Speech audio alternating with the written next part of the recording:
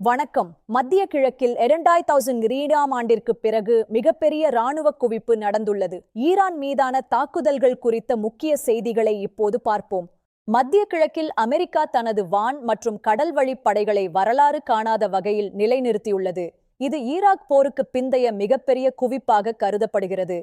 அமெரிக்காவின் 2 மிகப்பெரிய விமானம் தாங்கி கப்பல்கள் தற்போது இந்த பகுதியில் நிலைநிறுத்தப்பட்டுள்ளன. இது ஒரு போர் சூழலை உணர்த்துகிறது. USS ஆப்ரகாம் லிங்கன் மற்றும் உலகின் மிகப்பெரிய விமானம் தாங்கி கப்பலான USS ஜெரால்ட் ஆர். ஃபோர்டு ஆகியவை இந்த பகுதியில் உள்ளன. USS ஆப்ரகாம் லிங்கன் போர்க்கப்பலுடன் வழிகாட்டப்பட்ட ஏவுகணை அழிப்பாளர்கள் மற்றும் ஆதரவு கப்பல்கள் வந்துள்ளன. USS Gerald R. ஃபோர்டு 5000க்கும் மேற்பட்ட மாலுமிகளுடன் இஸ்ரேல் கடற்கரைக்கு அருகே வந்துள்ளது. கடல்வழி படைகளைத் தவிர வான்வழி தாக்குதலுக்கான படைகளும் மிகப்பெரிய அளவில் திரட்டப்பட்டுள்ளன. 100க்கும் மேற்பட்ட போர் விமானங்கள் வந்துள்ளன. அமெரிக்காவின் அதிநவீன F-22 ராப்டர் ரக போர் விமானங்கள் முதல் முறையாக இஸ்ரேலின் ஓவ்டா விமான தளத்தில் நிறுத்தப்பட்டுள்ளன.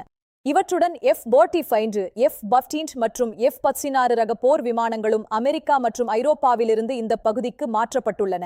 இஸ்ரேலில் அமெரிக்காவின் தாக்குதல் ஆயுதங்கள் நேரடியாக நிலைநிறுத்தப்படுவது இதுவே முதல் முறை என்பது குறிப்பிடத்தக்கது.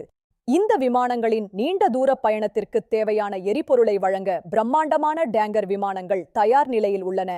மொத்தம் 86 எரிபொருள் நிரப்பும் விமானங்கள் இந்த பகுதியில் நிலைநிறுத்தப்பட்டுள்ளன அல்லது வந்து கொண்டிருக்கின்றன.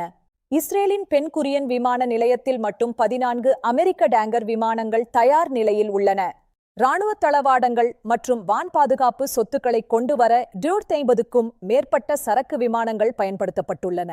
C-17 குளோப்மாஸ்டர் மற்றும் C-5 சூப்பர் கேலக்சி விமானங்கள் தொடர்ந்து தளவாடங்களை விநியோகித்து வருகின்றன. 6 E-3 சென்ட்ரி அவாக்ஸ் விமானங்கள் போர்க்களத்தை தொடர்ந்து கண்காணித்து தகவல்களை தந்து கொண்டிருக்கின்றன. ஏன் இந்த திடீர் இராணுவ குவிப்பு? ஈரானின் அணுசக்தி திட்டம் மற்றும் அங்கு நிலவும் உள்நாட்டு போராட்டங்களே இதற்கு காரணம். ஈரானின் அணுசக்தி நிலையங்களை அழிக்கவும் அங்கு ஆட்சி மாற்றத்தை கொண்டுவரவும் அமெரிக்கா திட்டமிட்டுள்ளதாக தெரிகிறது.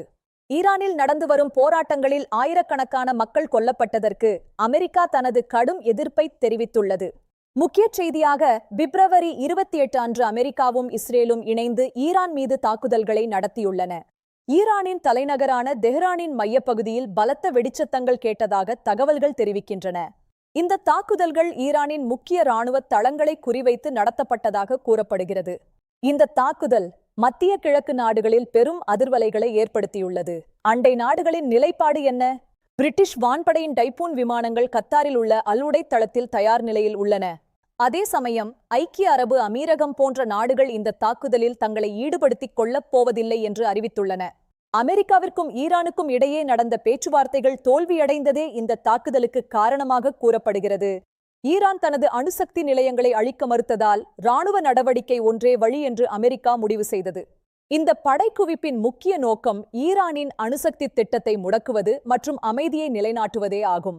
ஈரான் இதற்கு எப்படி பதிலடி கொடுக்கும்? உலக நாடுகள் இந்த போரை தடுக்குமா? வரும் நாட்கள் மிகவும் முக்கியமானவை. இந்த தாக்குதல்கள் மற்றும் வான்வழிப் படை குவிப்பு குறித்த கூடுதல் தகவல்களுக்கு எங்களுடன் இணைந்திருங்கள். நன்றி.